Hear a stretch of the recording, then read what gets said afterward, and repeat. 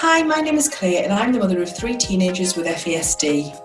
I'm Jessica, a PhD researcher specialising in educational interventions for children with FASD. And together we are the hosts of Spotlight on FASD, the UK's first podcast dedicated to shining a spotlight on fetal alcohol spectrum disorders. FASD is a condition caused by prenatal alcohol exposure that affects hundreds of thousands of children across the UK. And we're here to bring these conversations out of the shadows and make sure that no one living with FASD feels alone. Hi everyone, and welcome back to the next episode of Spotlight on FASD. We're really excited to introduce another special guest for this podcast, Shushma. So Shushma has joined us this evening. She is also a parent of a little girl with FASD who is 7 years old, and she has recently published a book as well about her journey. So we had to take the opportunity to invite her on and have a chat with her. I'm sure her and Claire have got many similarities in their stories, in their journeys as parents. And yeah, thank you for joining us. We're really excited to hear more about. Thanks so much for giving up your time to speak to us. Yes, we're really thankful because we love the idea of our podcast is aimed at we try and hit professionals, people who work within services, who work with children and young people with FASD, but also my angle is always parents and carers of children with FASD, because I know what a lonely world it can be until you find your tribe. And before we hit record, we've just been talking about the fact that we all laugh about it, but we all know that we've pretty much all had the same journey. We all travel the same journey in different shaped boats, but we do all travel the same journey. And as frustrating as that is, because we shouldn't have to go down that road, but we both agreed that there's an element of comfort of knowing that you're not alone and you aren't doing that journey. Someone's been there before you, and you can drag someone who's about to go with it, go through it as well. So I think that's I love that about the FASD world, that there's no explanation. So I've kind of been running late tonight for us to get recorded, and I've never met need to explain a thing. So yeah, absolutely get it. Something happened. Yeah, say no more. And it's just, we live in this complex, glorious and complex little world. So, what I would love how you stumbled into the world of FASD, because everyone just kind of stumbles into it, don't they? Yeah. So firstly, well, thank you for having me on, both Jessica and Claire. So I appreciate that.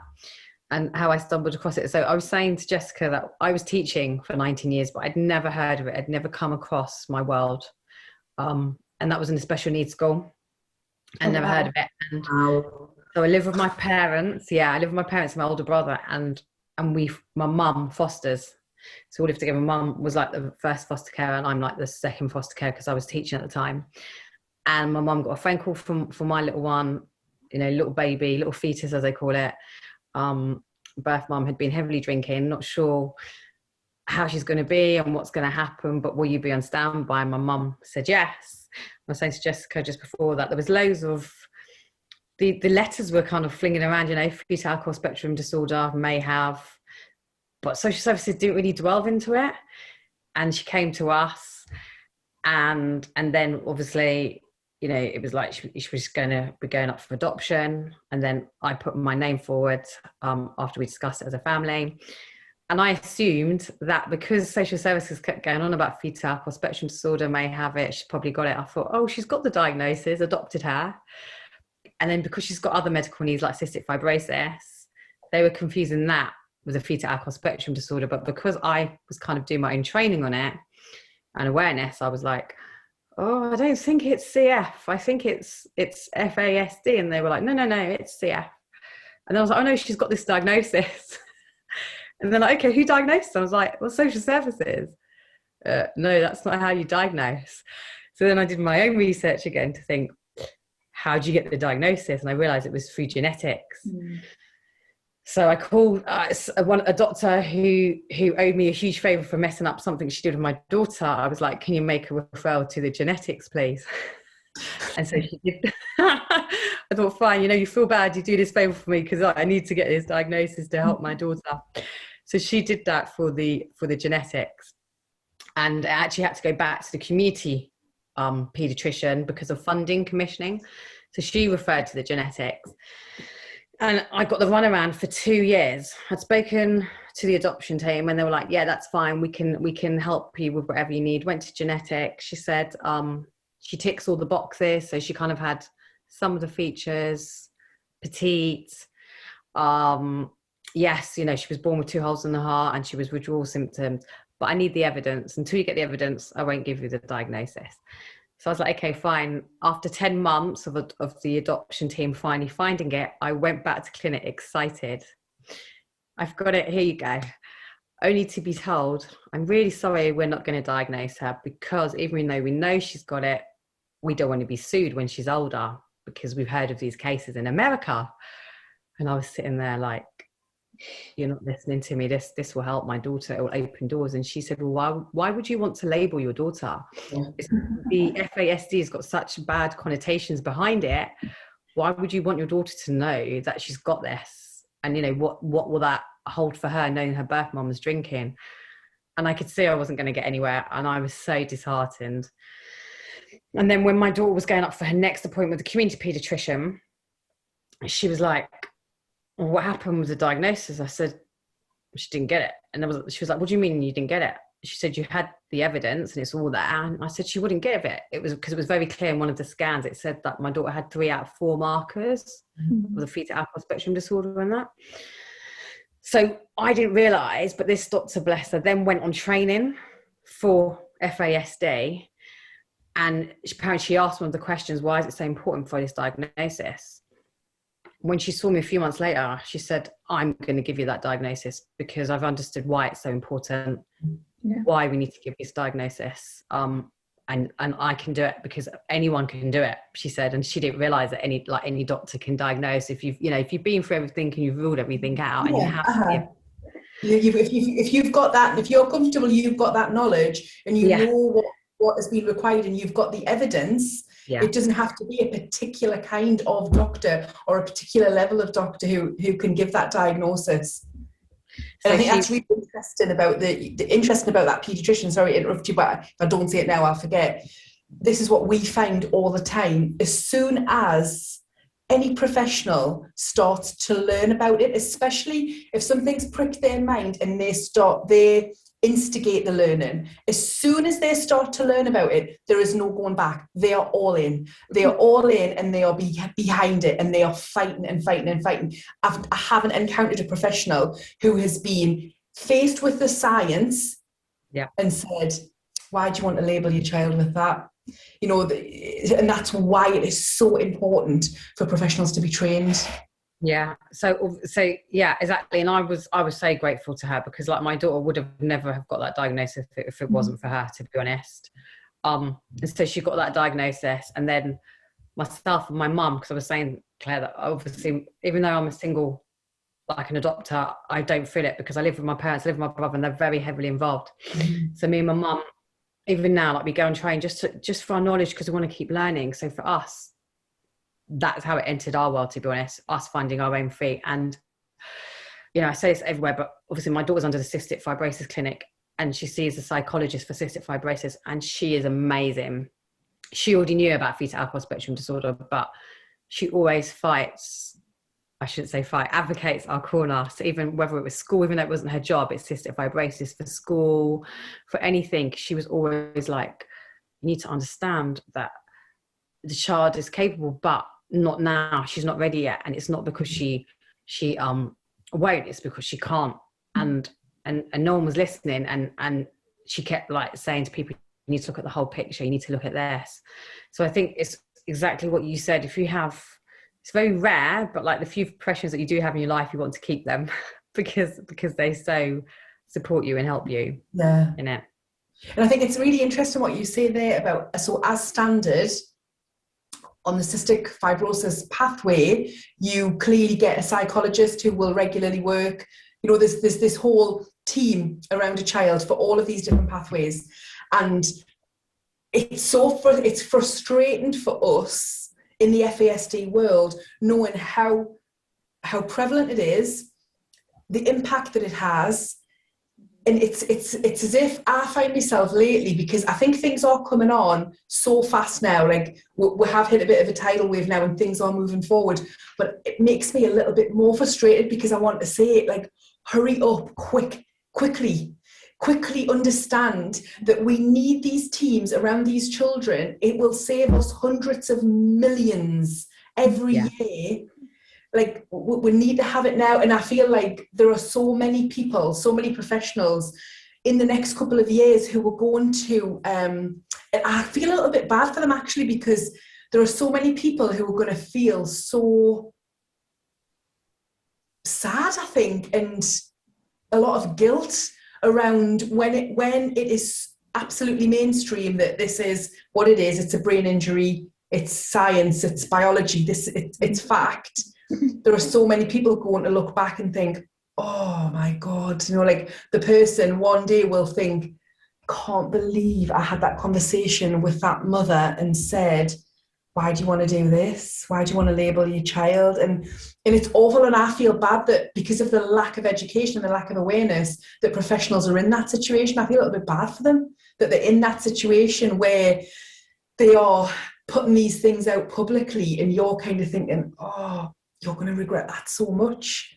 And I think that's been the hardest thing for me, because we had my brother who was disabled, but I think what's been really interesting for us is my brother was in a wheelchair, so he had chair muscular dystrophy, but he could, because he was in a wheelchair, people assumed he couldn't talk, but he could talk and he could understand, and people assumed because he was in a wheelchair he couldn't use the toilet, he was in nappies.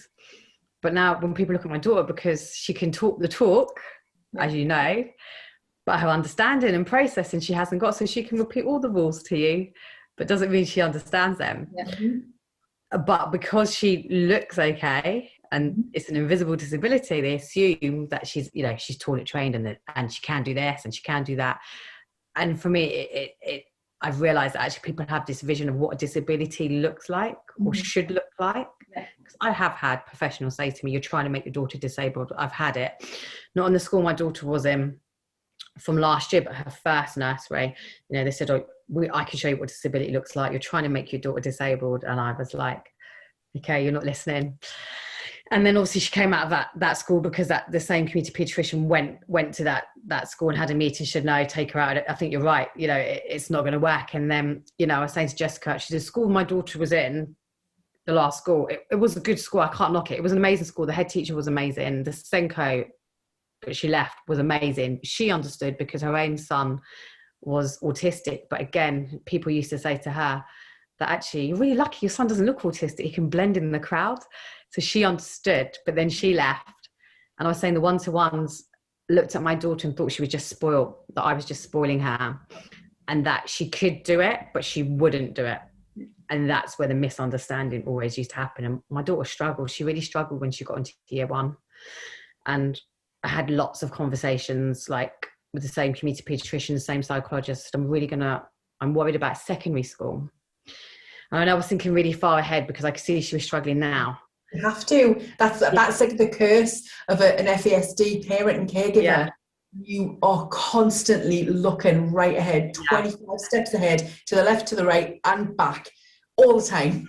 Yeah, exactly. You know, everything, the whole, you know, people go to me, you know, oh, your daughter's so confident. You know, she chats to her like that ain't confidence. That's just because she has no filter. She talks to anybody. So when she's older, imagine that, because actually she's quite vulnerable. She'll talk to anybody. But she doesn't look vulnerable, because I think what you've just said about what a disability looks like, one of the biggest things that I struggled with my children, who are, you know, highly vulnerable, all three of them highly vulnerable, but they are physically beautiful. They have lovely things. They do not look, when you look at them, you don't process vulnerable child. And that has been one of the biggest downfalls throughout school. And I've had teachers who've been totally on board and who've said, you know, when I see the children who you can tell they haven't had a breakfast because they've come from a household where no one's been able to give them breakfast, or the uniform's dirty, the school shoes don't fit, and automatically you compute that is a vulnerable child. Your mind tells you that without having to think. My children, your daughter, they don't look like vulnerable children, but they are so vulnerable. Exactly. And my daughter, at teenage years, because we, you know, all the whole time that I'm listening to this, I'm thinking, I'm so excited for you at the point at which you got your diagnosis, at the age at which you got it, because you're going to go down a different path, a completely different path to us. And you know, we attempted mainstream secondary for all three. Right. And one day, and she wasn't even complaining, coming home from school, my daughter said that she wished that she was Down syndrome. And I said, why? And you know, she was kind of quite distracted. She was on her phone, and she said, well, because the learning support assistants smile at, and there was a girl who she was quite often in a group with who was Down syndrome, smile at her with kind eyes. And you know, they just instinctively had this empathy and this compassion and this understanding, and no matter what her behaviours were, they would guide her, but they understood.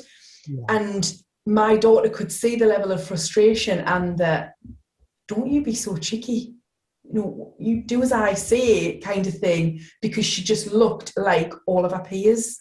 Yeah. And that was what made it impossible. Yeah, and that's what was happening, like with my daughter, because she had a full time, but even before the diagnosis, because of her cystic fibrosis, and you know, she's got other things, she's got her feeding peg, she had the 1-to-1, and she had, you know, the ECHP, so she had the highest funding, but it was their understanding or not their understanding of what my daughter had. You know, I still remember in the PE lesson, they said to me, oh, we've got this new skateboard out, and we said like this child was going fast and then she'll go second. And even though we said she'll go second, she I don't know how long she waited, but anyway, she got frustrated, and apparently she whacked the skateboard and had a meltdown. And I said, like, I'm not being disrespectful, but actually she's going second. What does that mean? How long is a piece of string to her? Yeah. I keep saying to you, use a timer. It's a visual. She'll see when she's going next, and she's not going to have that anxiety, or I've waited too long, no one's listening to me. And it's that impulsivity where she then can't help it because she doesn't understand what's going on. But it's what you said, because she looks okay like the other children. It's like, well, that behaviour is not acceptable. So it's a timeout. And they made us sit in the corner for like 5-10 minutes. And I said, how many times have I told you not to do that? So it was those kind of things, you know. It was like PE in the morning. I'd get there, and the first thing my daughter would do was check if the PE equipment was out, because she loved PE. But what she really struggled with was she couldn't keep up with the other children with getting changed. So I used to get her changed in the morning before we left school. So when we got there, and I think, please let the PE equipment be there, because if it's not there, I know what she's going to be thinking. Oh, now I have to get changed quickly. And then, but this is what they didn't really understand, that it would affect our whole day then, because it wasn't the right order, and they need that structure and they need that routine. It's so important for them.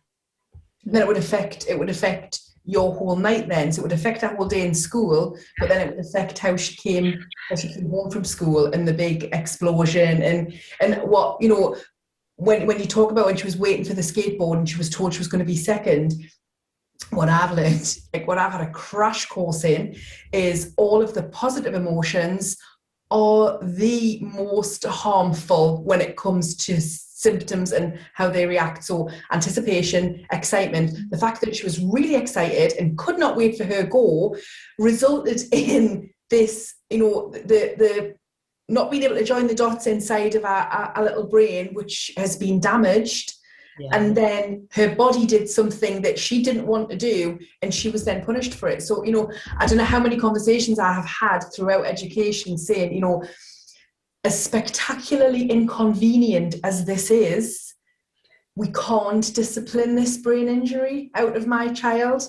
I would sell my soul to be able to do that, but I can't, and we've got to accept it. And when you look at it like that, to want to do that is barbaric. It's like going back to the Dark Ages. Let's try and discipline this brain injury. punish this brain injury out of this child. And it's so unfair. But I think that, you know, everything that I have kind of encountered just this past week, and especially today, makes me feel really heartened about education and really quite focused and quite excited that certainly if I've got anything to do with it, things are absolutely going to change. They're going to change. We can't keep leaving these children behind. Yeah, things are changing, and that's something that, you know, another aspect that we wanted to talk to you about, Shushma, because you've played a role in that change as well, with your book. So yeah, so the book, all about that. But yeah, the book came on very, very suddenly. So obviously last year we had to shield because my daughter has cystic fibrosis, and I knew like she was struggling in school, and there was conversations of what should we do. And just before the pandemic hit, it was, let's get the diagnosis of autism, because I kind of knew my daughter had autism, but again, just because she was a special needs teacher, she thinks she knows it all. You know, your daughter doesn't have autism. But again, the psychologist like, let's just wait for the right time, because if we do it when she's young, they say she'll grow out of it. So she got the diagnosis last September, and that kind of opened up doors as well. And I was saying to Jessica, it was really sad, because why should I get that diagnosis to then, because that holds more weight than the other diagnosis. And I think things are changing. But I wrote that book because I felt I had so many conversations in my head what I wanted to tell professionals, because I felt they wasn't listening. But then what I realized with home education was my daughter was thriving. I knew this was her safety place. So she always ate on the weekends, but she wouldn't eat. She would eat in the mornings before she went to school, but then for 10, 11 hours, she wouldn't eat, and her blood sugars used to drop, and we'd have to get sugar into her and stuff. But even when she came home, she wouldn't really eat a lot either, because she was so dysregulated, and, you know, we had to, you know, rely on the peg basically the whole time. And on the weekend, she was much better. You know, if we go on holiday, she doesn't eat. So I always knew home was her safety. But did I realize how much? I think not. During those 4.5 months with no pressure from the outside world, because we were told not to leave the house, she started thriving. She started having dinner. She's never had dinner before ever, like in her whole 6 years at that time. And I was like, wow, chips and baked beans. She's never done that. You know, she wasn't reading or writing last year. She can now read like 3 or 4 letter words, like Roald Dahl the other day. And I was like, she's reading Roald Dahl, you know? And yeah, she's finally toilet trained. You know, we've cracked it. So for me, I thought, how can I explain to my friends why am I home educating? One, they're going to think it's because of the virus, and it wasn't. It was because she was genuinely thriving. I didn't want her to go back into that environment where we go completely backwards. I spoke to a lot of professionals, and they were like, oh, don't worry, because she's doing it at home, she'll be fine when she goes back in September. Again, the 2 people that supported me was the paediatrician and the psychologist. Do it, we'll support you, we'll put it in a letter. So I was really happy. And then I thought, I need my friends to kind of understand why I'm doing it. They're going to think I'm mad. I would have. I'm not going to lie to you if someone had told me. So it's definitely not an easy option. It is not an easy option to homeschool. No. So then I thought, you know what, I'm going to write a blog on home education, because people are going to ask me, how is it easy and why are you doing it? But then I realized in order to understand why I'm doing it, I have to explain about the different disabilities my daughter has. Mm-hmm. So, because even though, don't get me wrong, my friends know my daughter, but they don't really know my daughter. And guess, like you, Claire, what we have to go through each day. So I thought, right, I'm going to write on each one, the main one being fetal alcohol spectrum disorder, because for me, I feel that is the main one for my daughter. Mm-hmm. So I just wrote a series of blogs. So that one, anxiety, eating, sensory processing, learning disability. And I wrote that. And then the last chapter was a home education. Put these blogs out. I think it was every week or something was putting the blog out. But it was getting such interest. Like, people were like, your blogs are really good, and have you thought about turning it into a book, because it will help like my school, it'll help my professional. I haven't come across it. I didn't know what you were going through. And then I was like, really? Why would anyone want to read the book? It was just for my friends. And then my really good friend, because he's written 2 books, he then sent me an email and kind of put it all in content and said, right, I'm going to help you now. Let's start it. And that's how the book was born, to be honest. Completely, yeah, it was a surprise. It wasn't planned. But now your book is educating so many people, educating professionals, teachers. Yeah. You've sent it out to schools? So I haven't really sent it out to schools. I haven't kind of promoted it kind of, but what I've done is I've kind of, people that I know kind of obviously have bought the book, but then they've sent it on to their schools or the schools that they work in. You've got this whole crowd of people who have grabbed this book and thought, yeah, we need to get this out. Yeah, or people have contacted me and said, I've read your book, and actually, can you come? Like I was saying to you, like I did a podcast 2 weeks ago. I didn't know them, and then they'd read the book and said, like, do you want to come on our podcast? Because I want to promote it for you about fetal alcohol spectrum disorder. And I was like, oh, that's really kind of you, even though you don't know it. And they were like, yeah, because I learned a lot reading from that book. So it's been an eye opener, I think, and then the book's been passed on, which is amazing, because I say to people, I didn't write the book to make profit, and actually I don't make any profit from it. I get like 9p from Amazon per book. So for me, it was all about the awareness. Yeah. And I'm glad that it's getting passed on, and I'm glad that people are kind of reading it, and it is opening up quite a few doors for me regarding fetal alcohol spectrum disorder, because people are saying to me, like, can you do this and can you do that? And so for me, that's quite exciting, because actually I've always wanted to do it, but I didn't know how to do it. Do you think as well that I find that working in this field is like, it's my self-care? I know it sounds completely the wrong way around when you live in it all the time, but I've got so much knowledge in my head and experience that if I get it out and I pass it on to other people, it makes us feel better, and it actually calms me. So you would think that it would have the opposite effect. You live in it and then you work in it, but it really does calm me. And I think that what probably, I even know the answer to this before I even ask you, that when you talk about the fact that you knew you needed to explain things to your friends and your circle around you, you will protect the people who you love from the detail and the day-to-day, and, you know, how are you doing? Oh yeah, fine, great, yeah, okay. Yeah, exactly. Because you just say it's fine. Everything's fine. And I think what was an eye opener, because obviously I just wrote it. I think a bit like you, Claire. You know, when you just kind of, you're so used to it, it's your day of life that you don't realise. So quite a few of my friends and then parents were buying the book. I didn't look like I didn't really write it for parents, because I thought, well, they'll understand because in the same situation as me. But actually, I then got feedback from parents to say, you've written some really useful strategies and you do this and that. And I was like, have I? But I think because we do it every day, we don't think about what we do and how we support our children.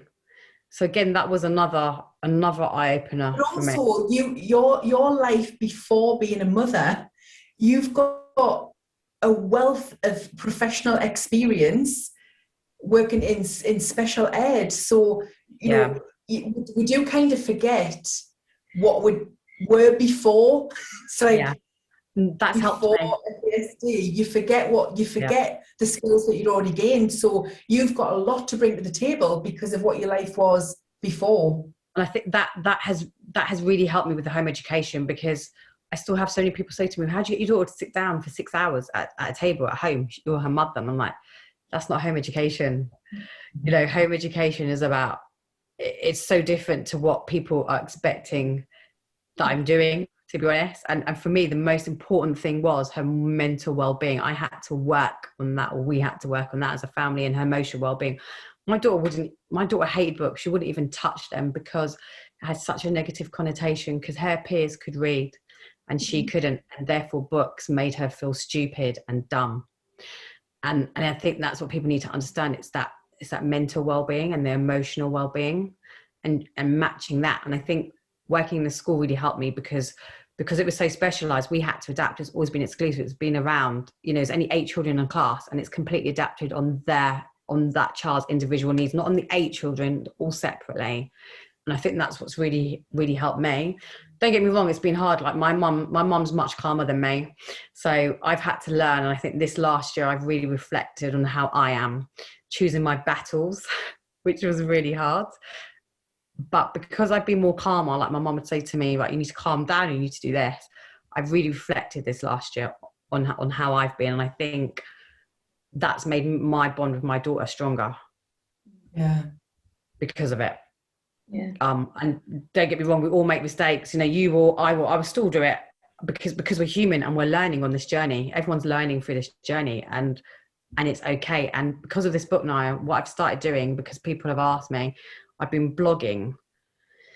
So when something doesn't, I don't know if it's like something doesn't go right, I guess, like, you know, you were saying, like, you know, you came late and this happened. So for me, what I've realized is I'm writing situations. So for example, the tooth came out and everyone's like, oh, that's so exciting, the tooth fairy. I'm like, no, not in this house. Absolute trauma. It's different. The tooth is loose. I can't eat when this is not meant to happen. So I wrote a blog on that, and that was really popular. And so that's what I've started doing. I've started writing blogs on things that might be happy for parents, the children that are doing okay, and, you know, in the chronicle age, but in the FASD world, it just doesn't work. So so that's what I've been doing. And that's been I have a technical term for that in my life, and that's when things turn to rat shit. That's what happens then. So that's the technical term for that. And it does. And when you're living in it for a little while, I think you've got to experience it for quite a few years. We instinctively understand now, but we'll still make mistakes. So last night, 2 words that I used because I was really, really tired and I was really sick of folding the massive pile of laundry that I was folding. And I was sick of being talked at. I used the wrong language and I used the wrong tone of voice, and it cost me an entire night. It cost me an entire night of sleep last night. And I did that. I absolutely know I did that. It wasn't her fault. It wasn't her. It was completely me. So even though I know you're human and you sometimes just cannot stop your response, when you're sleep deprived and you're tired and exactly. Everything's going wrong that day, and then it's like, and then what's the name of your blog? So I'm going to tell people what the name of your blog is. It's the same one as the book, Layla's Life, My Words, and it's on Instagram and it's on Facebook. So, but what I've done on Facebook, if you Google it, it'll be Layla's Life, My Words, or I've done it as FASD Parent. So if people Google FASD Parent, that will come up as well. We'll make sure they're all linked down below in there. It'll be linked. It'll be linked in all the have the links on there. Yeah. We'll have all the links on all the things. Yes, that's what we'll say from now on. All the links on all the things. And where can people buy your book? You mentioned Amazon. Is it available? Amazon, Lulu, which is Lulu. So Lulu's the publisher's self-publishing basically. So that's where the book gets published. And on Lulu, you can actually buy the ebook if you wanted to as well. Yeah. Oh, right, that's interesting then, because And it's so, when I was, before we started recording, I was explaining to you that before Jessica even set up for you to come and speak with us, I had stumbled across it just organically and ordered the book because I thought, oh, this looks really interesting, and I could see a few people talking about it online. So it is, that's testament to the fact that you really are reaching out to people. It has got a far reach. It might not feel like that sitting in the house doing your day-to-day homeschooling, but you are, and that's making a huge difference to people. It's making a huge difference to people's lives. So really it up and FASD, but also educating people, giving the world a real insight into. Yeah, for me it was the invisible disabilities, because cystic fibrosis is invisible, FASD is invisible, sensory processing is invisible, especially our children, they're just overloaded with stuff, and I think that plays a big part. And when our children, when things are going wrong, people see it as them being a spoiled brat, and it just isn't. It's just overwhelming. And I think that's what I've learned this last year, is that the demands put on my daughter it just wasn't working, and so she just wasn't coping, and she just didn't feel safe, and that's why she was so dysregulated even when she was at home.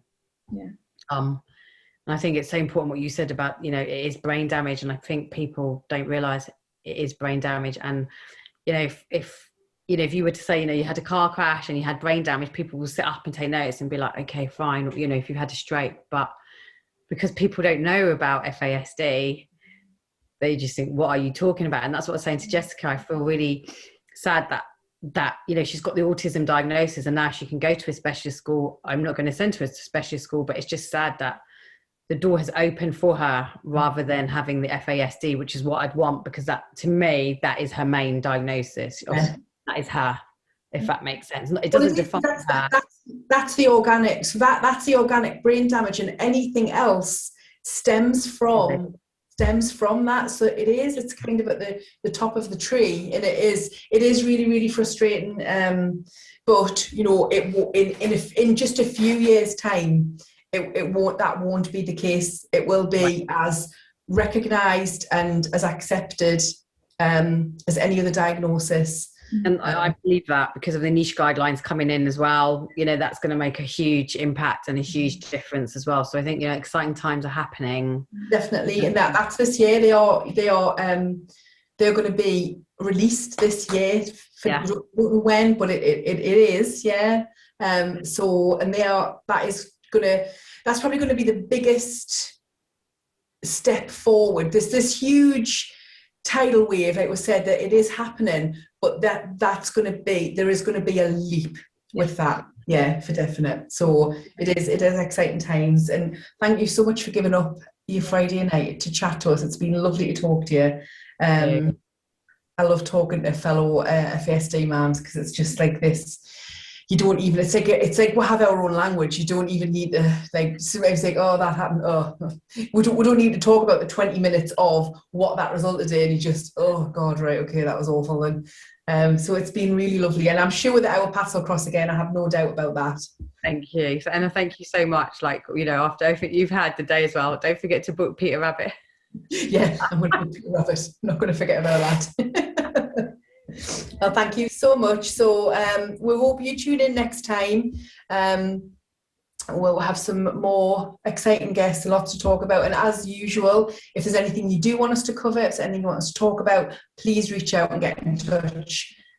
We'll make sure that we'll cover that for you. And we'll make sure to share all the information about Shushma's blogs and everything that she's talked about, the book and everything else. So if you want to get your hands on a copy and pass it on to, you know, schools or any of the professionals in your world, then do grab it. So thanks a lot for listening. And thank you for joining us, Shushma. Thank you, Jessica and Claire.